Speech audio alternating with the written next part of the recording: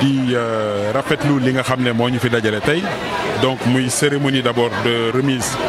de fournitures scolaires pour les écoles kooku chaque année ñu organiser cérémonie bu mel nii pour joxe fournitures yi mais li nga xam ne moo fekk ci fournitures yi mooy bourses scolaires yi mun naa ne ñeenti at ci gannaaw daanoon nañ joxe bourse scolaire mais ñi ngi tàmbalee ci 1000 bourses ren ñi ngi doxee 2000 bourses scolaires ci écoles yi fournitures yi nañ ko daan joxe ak léegi niñ koy joxee dafa ute depuis que ñu def li nga xam ne mooy forum de l'éducation chaque année nag daanoon nañ jënd cahier bic craie yooyu joxe directeurs yi ba ñu toogee ci forum bi dañu ne joxe bi baax na waaye bu doon sañu sago nii ngeen koy joxe léegi lépp loo xamante ne ci biir éducation moom la conseil municipal bi def dafay loo xamante ne dafa méngoo ak la nga xam ne moom la directeur d'école yi di xaar ci ñun donc loolu dafay wane ne que ñi ngi déggante mun naa ne complicité am na ci suñu biir et loolu ñu mën ñu permettre aussi ñu am résultat bi ñu am parce que directeur d'école mairie ak parents yi nga xam ne suñu ay partenaires yooyu aussi réeróowuñu ci lépp loo xamante ne effort yu ñuy def ci wàllu njàngale mi la. xam nga boo tàmbalee di joxe bourse 1000 bourses scolaires yaakaaruma département Dakar am na benn mairie bu koy def ñun on a commencé di joxe bourse scolaire à l'élémentaire parce que ñun suñuy compétence ëllëg bu ñuy évaluer performance su mairie dañ koy évaluer ci domaine ya nga xam ne moom moo ko yor bu ñu évaluer mairie ci tali parce que ñëpp xam nañ ne que voirie yi li ci ëpp mun naa ne voirie classée la yoruñu ko comme yeneen édifices yi donc ñun tey ci la nga xam ne moom la ñu gis ñu joxe 1000 bourses scolaires dañoo toog déglu parents yi biñ leen dégloo ñun ñu gis ne que ba ñu joxee 1000 yi doyul ñu dellu biir conseil municipal toog waxtaan ak élus yi xamal leen ne leen débat d'orientation budgétaire bii ñuy dem bu doon suñu sago dañ koy yokk daaw ñu daal di yokkaat 500 muy 1500 mais teewul bi ñu gisee 1500 yi ñu gis nañu ko effectivement am na leneen loo xamante ne lu war a yokk la ren joxe nañu 2000 mais boo xoolee arbitrage wu budget na muy demee du ci éducation rek nañu dugal daañu dugal ci sport daañu dugal ci santé daañu dugal ci yeneen ak yeneen ak yeneen te secteur bu ci nekk war nañ ci dépenser te kees bi benn la moo tax bu ñuy def répartition yi dafa am lu may faral di préconiser mooy nañuy def nànk par nànk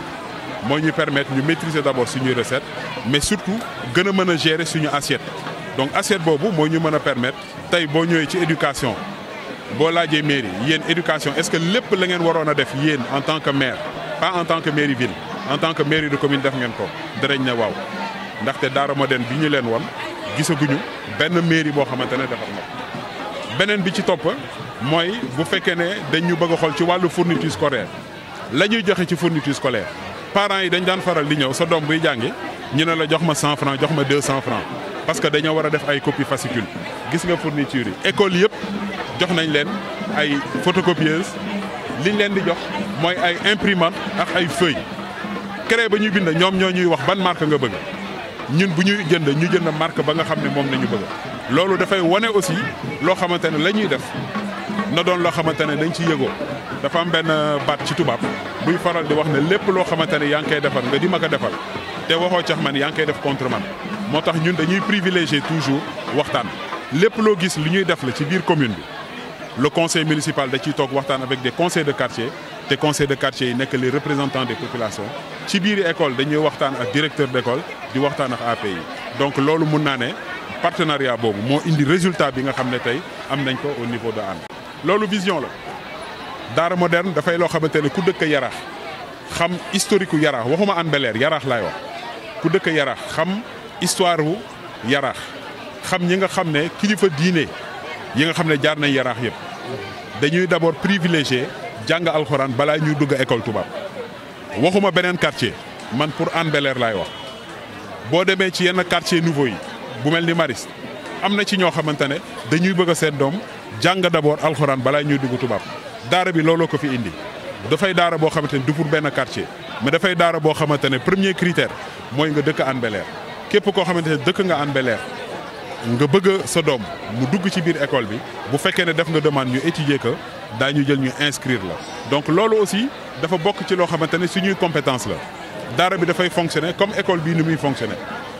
parce que am na loi boo xamante ne lu ñu voté la buy ériger Daara Moderne fonctionnement wo ka fa nekk dafay directrice boo xamante ne da doon jàngale ci école élémentaire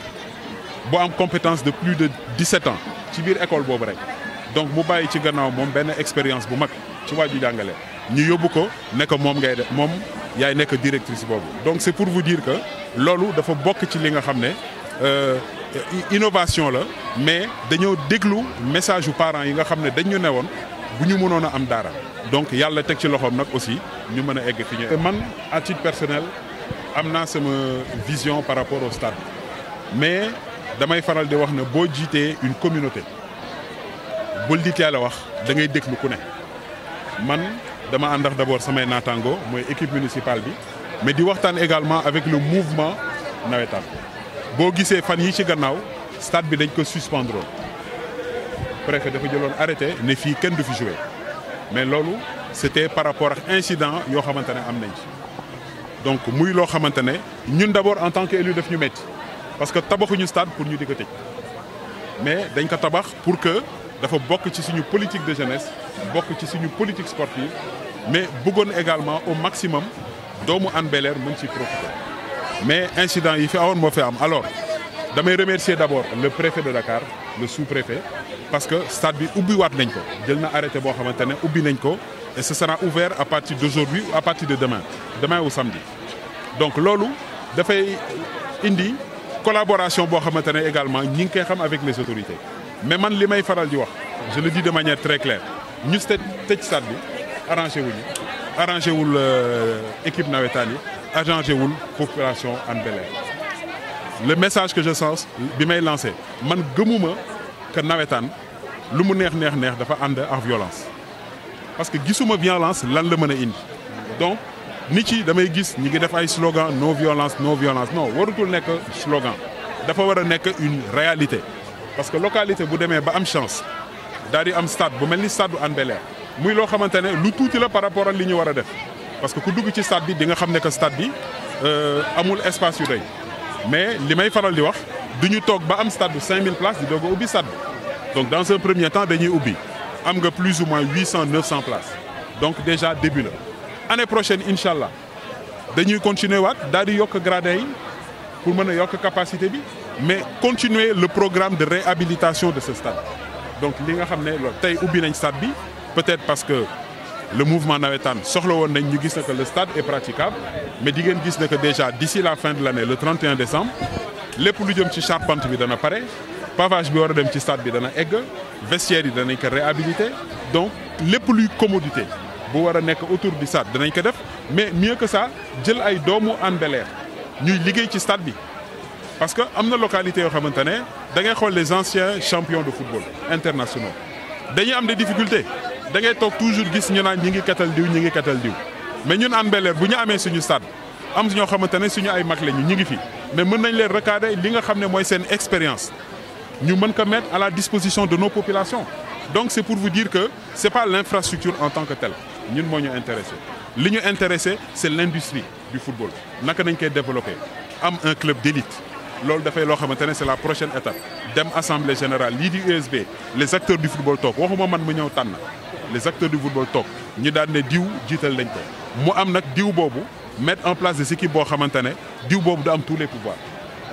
une fois que ñoom ñi daal di dem ñoom ñooy doxal football autorité municipale bi dafay nekk juste un avis consultatif pour que ñun ñu mën ci ànd parce que loolooy avantage yu décentralisation le mairie bi di def na méngoo ak li askan wi xaar donc loolu dafay loo xamante ne man yitteel na ma li nga xam ne mooy li jëm ci wàllu stade bi ci wàllu football ñun ñëpp en tout cas le conseil municipal s'était mobilisé pour inscrire 500 millions mais boo leen xoolee lañ fa def ëpp na 500 millions parce que c'est des phases évolutives léeg-léeg da ngay xool ci benn ligne budgétaire di nga jël ay ligne inscription yoo xamante ne moom ngay jël def ko ci stade bi l'essentiel mooy ñu réaliser ko donc c'est vraiment pour vous dire que je compte sur vous pour continuer la sensibilisation man gëmuma nawetaan ak violence li ma gëm mooy stade bi ñu am